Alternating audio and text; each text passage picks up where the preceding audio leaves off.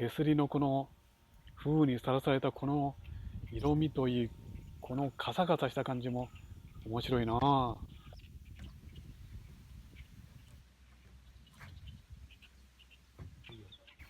少しだけこう開けた水場があるね。ここの水にこう映った木道の足なんか、これなんかもなかなか興味深いな。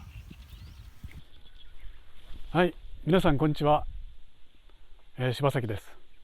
今日はね、千葉県のトンボ沼というのに来ています。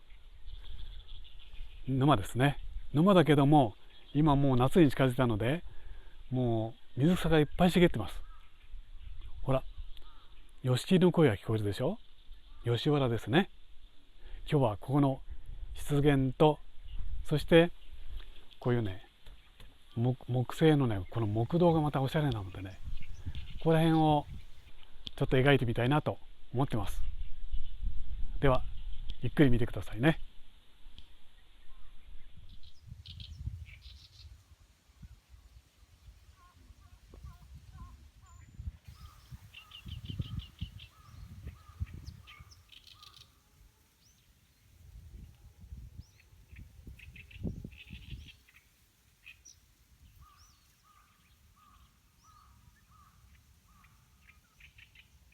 この建物なんだけど、なんてことないように見えるけど、これを逆光で捉えるとね、絵画的にはずっと面白い要素として生かすことができるんだね。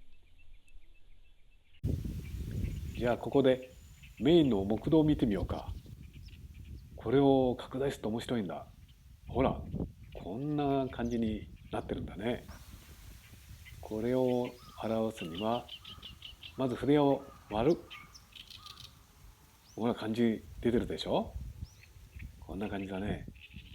そしてそこに暗い色や他の色を重ねていく。ほら、雰囲気が出てきた。明るい部分はね、爪で引っかいてみようね。ガリガリって引っかいちゃう。さあ、これで木道ができたところで円形を描いてみましょう。では全体に少し鮮やかでないグリーンっぽい色だね。ぐっとこの辺を暗くして木道を描くと同時に、本当はね、ここにあんまり水が見えないんだけども、でもやっぱり沼の雰囲気を作るために、この木道の杭をね移したりして水の反映をねここに描いてみます。そしてまたグリーンを変化させてヨシを描くんだね。今残した水の明るいところをあまり潰さないようにしながらヨシを描いていきます。そしてもっと暗いヨシの色を作って、ここだね、ギュッと暗く塗る。ほら、木道が手前の形ね、強調できました。遠くの方のこの木道の遠い方だね。ここは当然描きすぎないってことと同時に、できるだけ紙の明るさを生かしてここは描きたいところね。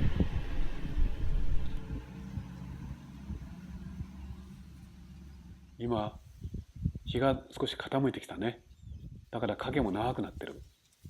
ここの影をうまく使うと、この大切な木道にずっと変化がつけられて面白くなるね。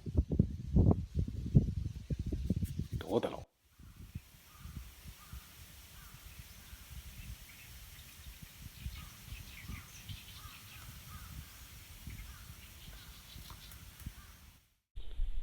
この木道のところに立ってるこの青い木なんだけども、この新緑のね、生き生きした感じをやっぱり強調したいところだね。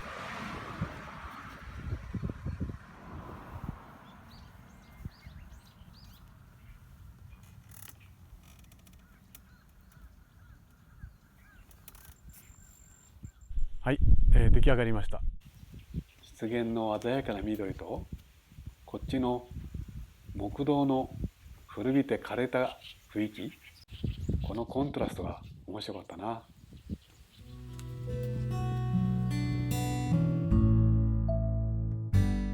いかがでしたか？チャンネル登録もよろしくお願いします。